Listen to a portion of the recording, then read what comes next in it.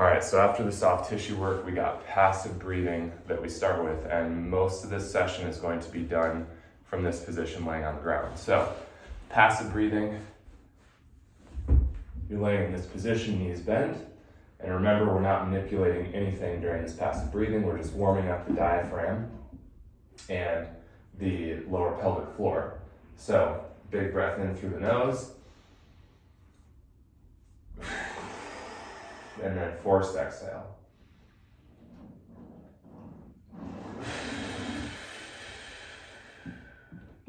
When you do that forced exhale, remember, feel around for the transverse abdominis working. As you do that forced exhale, should feel just to the inside of the hip bones that transverse abdominis contracts, all right? So 2 minutes of passive breathing there.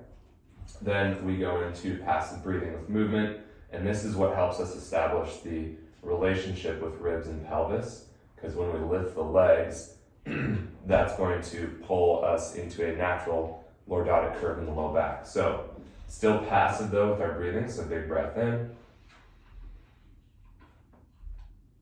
lift the feet, and then exhale and set the feet down.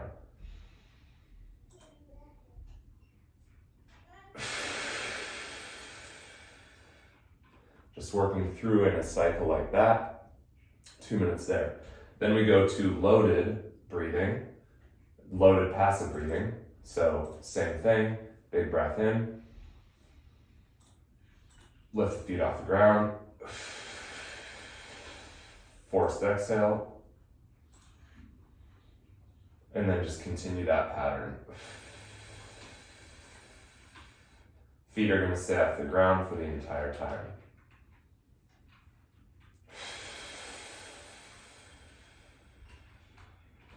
As you work through that, you should feel that transverse abdominis start to burn a little bit, because again, since we're using respiration for that contraction, with us doing that, that's going to mean that the transverse abdominis is working to keep the rib cage and pelvis together as the feet are off the ground, all right? Then we're going to go into active breathing. So this is where we start to think about breathing laterally, so into our sides, into our upper back, and we're going to keep the front line nice and tight, all right? So that means that with that first exhale, you establish the connection between rib cage and pelvis, and then you don't let that go, even on the inhale, all right? Instead, the inhale makes the sides and the lower back and the upper back expand, all right? So it helps to put the hands on the side just like so, so you have one on the transverse abdominis obliques, and then a thumb down in your low back and in your sides so that you can feel that active breath. So forced exhale, and then as I breathe in,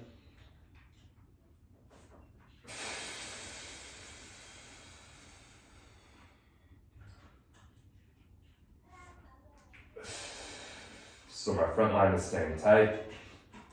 I can feel that air going into my upper back, which is what we want.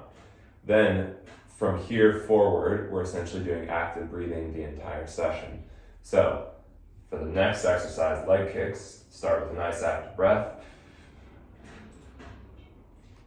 Feet come off, and then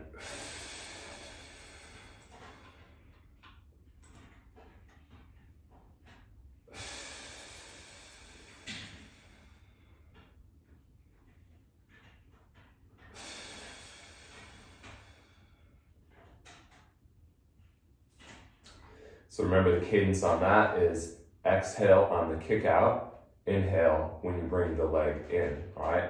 Then after that, we have leg kick holds, same thing, set up with an active breath.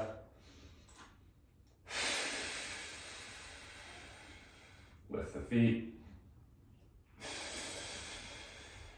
Extend one leg, and then from there, you're just active breathing while holding that leg out.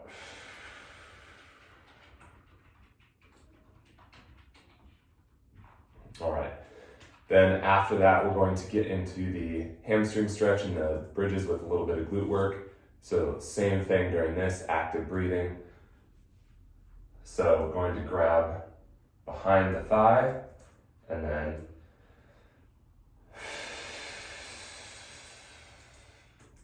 Establish rib cage and pelvis.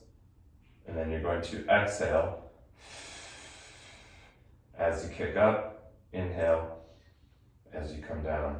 Make sure to keep dorsiflexion in the ankle the entire time, all right? The other thing that we're thinking about is we don't want to extend the leg so much that it dumps into our lower back, all right?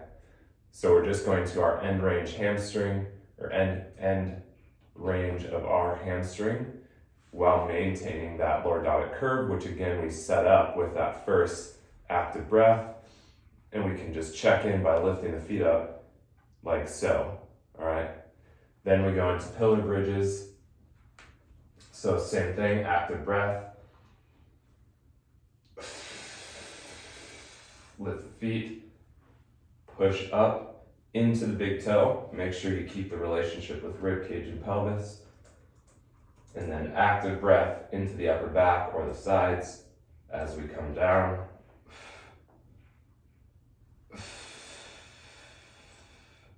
We want to make sure we're really focusing on squeezing our bottom butts as we work through this. And the feet are lifted every time. All right. Then I'm going to add two things that we didn't work on in the first session. So first one is called, First one is called limbo plank. So remember, that one is here. So kind of integrating everything. So keeping that relationship with rib cage and pelvis. As we come back, get a stretch in the quads. And then from here, active breathing. So into the sides, front line is not expanding. Breathing into our upper back and back ribs. Then the last one is the glute ham raise. So we're here, active breathing still.